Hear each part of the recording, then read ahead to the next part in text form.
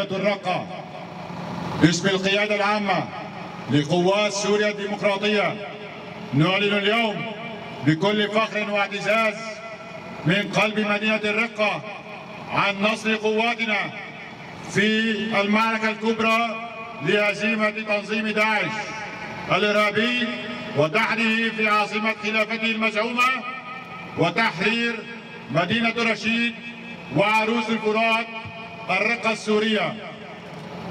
نهدي هذا النصر التاريخي للإنسانية جمعاء ونخص بالذكر ذوي ضحايا الإرهاب ممن كابدوا ظلم وإرهاب داعش في سوريا والعالم.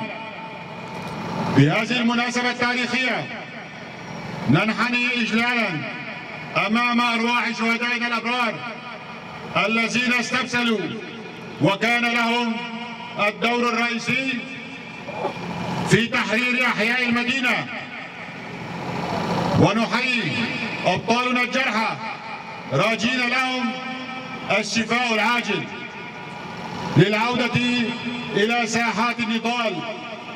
شهداء معركة الرقة هم الصناع الحقيقيون لهذا النصر العظيم.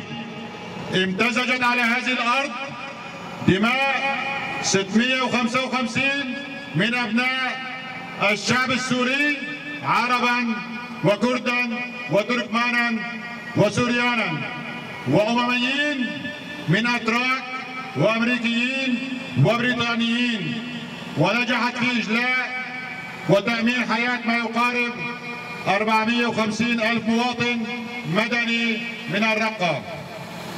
نتقدم بالشكر لجميع فصائل قوات سوريا الديمقراطية والقوات المؤازرة لها من وحدات حماية المرأة الشنغالية الباسلة ووحدات حماية شنغال، قوات الأسايش وقوى الأمن الداخلي، قوات حماية المجتمع، قوات واجب الدفاع الذاتي، وكتيبة المقاتلين الأمميين، ونخص بالشكر قوات التحالف الدولي ومجموعات مستشاريها العسكريين الذين شاركوا في سير العمليات العسكرية على أرض المعركة بفعالية بارزة. نحيي جميع الإعلاميين الذين بذلوا كل طاقاتهم لنقل الحقيقة ولم يتوانوا عن التضحية حتى بأرواحهم في سبيل مهمتهم ورسالتهم الإنسانية.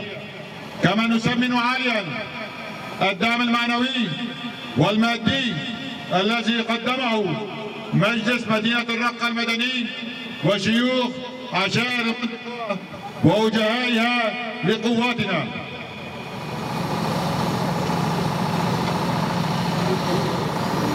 انتصارنا هذا هو انتصار على الإرهاب ووحديته، فتحرير الرقة يشكل الفصل الأخير من ملحمة التصدي ومحاربة الإرهاب، إرهاب داعش في سوريا التي أطلقناها من مدينة المقاومة كوباني وروح المقاومة التي أبداها المقاتلون خلال مقاومة كوباني في 134 يوما، واستطاعوا من خلالها إلحاق الهزيمة بالتنظيم الإرهابي الأكثر وحشية في العالم للمرة الأولى.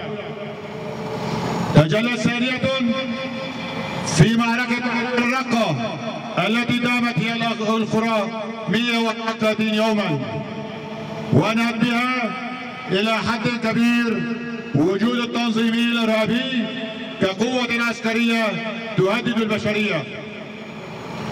إننا في القيادة العامة لقوات سوريا الديمقراطية نعلن بأننا سنقوم بتسليم إدارة مدينة الرقة وريفها إلى مجلس الرقة المدني، ونسلم مهام حماية أمن المدينة وريفها لقوات الرقة، ونتعهد بحماية حدود المحافظة ضد جميع التهديدات الخارجية.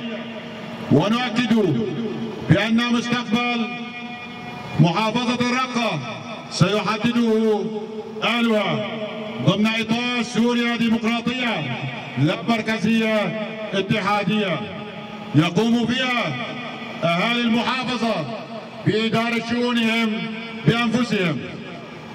ندعو جميع الدول والقوى المحبة للحرية والسلام وجميع المنظمات الإنسانية والدولية إلى المشاركة في عملية إعادة إعمار وبناء المدينة وريفها والمساعدة في إزالة مخلفات الحرب والدمار الذي خلفه التنظيم.